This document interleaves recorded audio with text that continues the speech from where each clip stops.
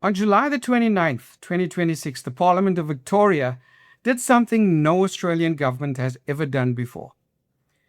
It put in writing in an official government document that the harm caused by cults and high control groups is real, it's widespread, and it's the state's problem to help fix.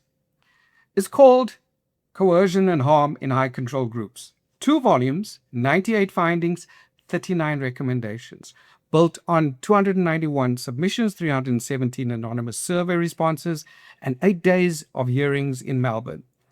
And buried inside it, 48 individual submissions came from people who say they were harmed by one specific organization, Jehovah's Witnesses.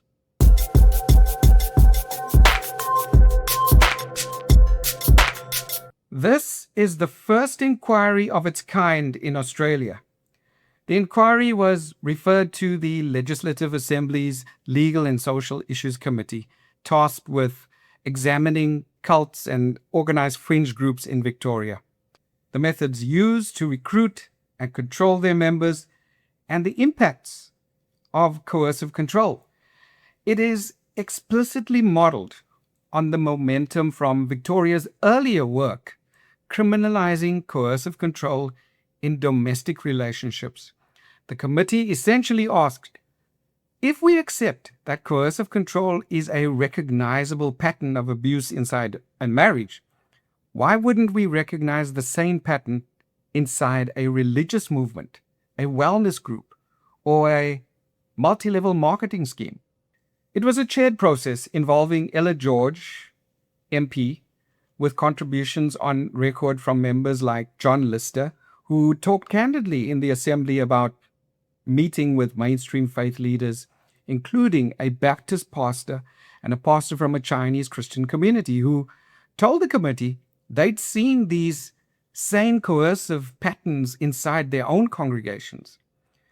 That's an important detail to flag earlier, because this was never framed as an attack on religion. It was framed repeatedly and deliberately as a behavior-based inquiry. And this is something worth noting. The committee draws a hard line. It says a cult is best understood as a group defined not by its beliefs, but by its behavior. And the committee refrained from using the word cult. Instead, they used the term high control group.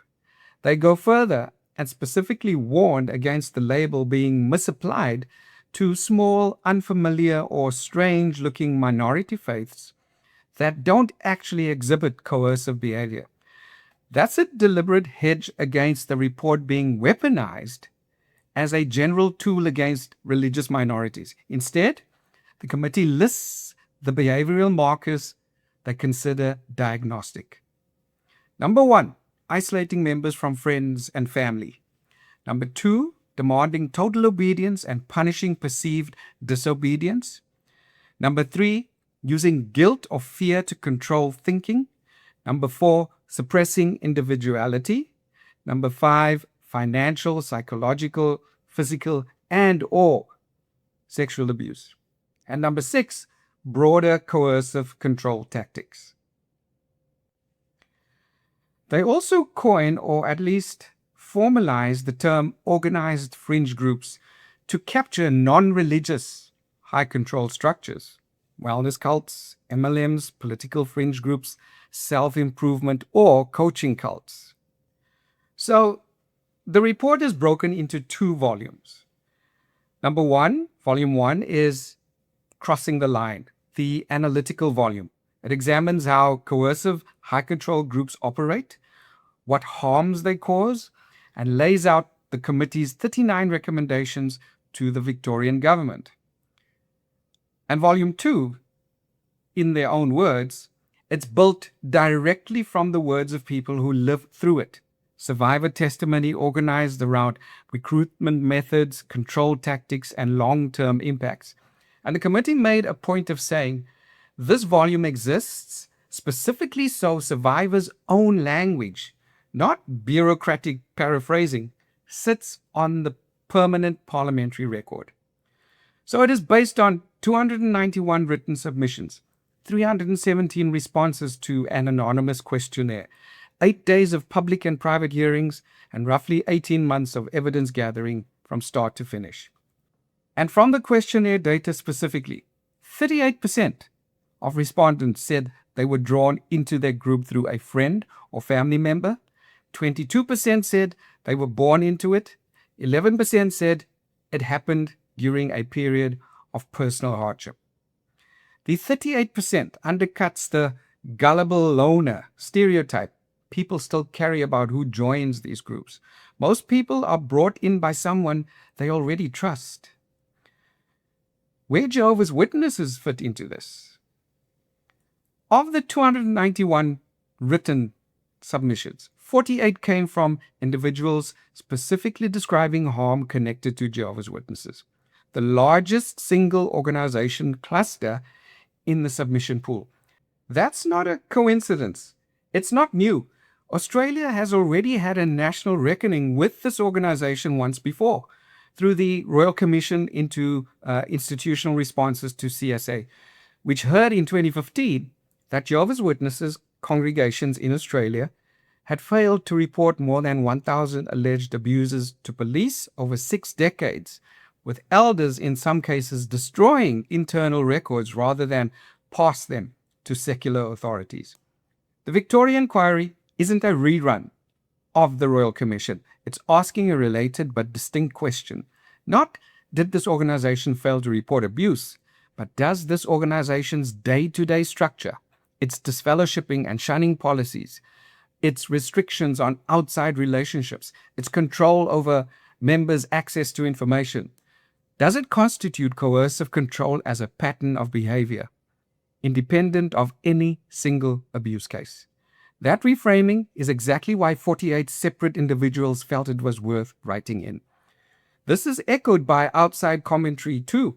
In early August, cult recovery commentator Dr. Stephen Hassan hosted 2 contributors, JW-focused whistleblower Laura Caput and Children of God survivor Maria Esguerra, to unpack the report, with Caput saying the findings covered roughly 3/4 of what she'd spent a decade trying to get Australian officials to formally acknowledge.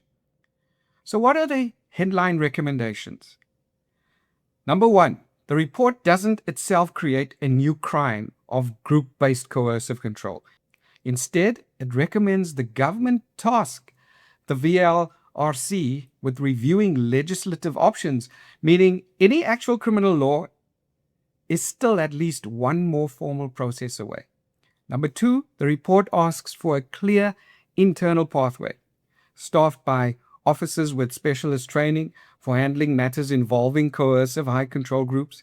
Options floated include a dedicated unit, specialist capacity inside an existing unit, or a designated liaison role. Survivor advocates like Laura Caput have pushed further, saying their preference would be an independent cult watch agency sitting outside the government entirely, which the report stops short of recommending. Number 3, then there's also a lived experience advisory body, a formal ongoing mechanism for survivors to help design and evaluate whatever reforms come next, rather than being consulted once and then left out of implementation. And number 4, charities and legislative reform. Groups like the Rationalist Society of Australia have specifically welcomed calls for federal charities law reform aimed at increasing accountability for high control groups that currently hold tax-exempt or charitable status. Number 5 is a behavior-based standard for reform generally. Every recommendation is explicitly framed around conduct, recruitment methods, control tactics, reporting barriers, rather than targeting groups by name or by belief. That's both the report's biggest strength. It's much harder to challenge on religious freedom grounds.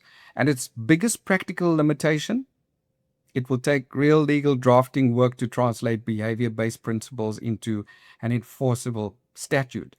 The Victorian government now has 6 months to formally respond to the recommendations. That response, due roughly by late January 2027, is genuinely worth a follow-up video when it lands, because that's where we'll find out how much of this becomes law versus how much becomes a shelved report.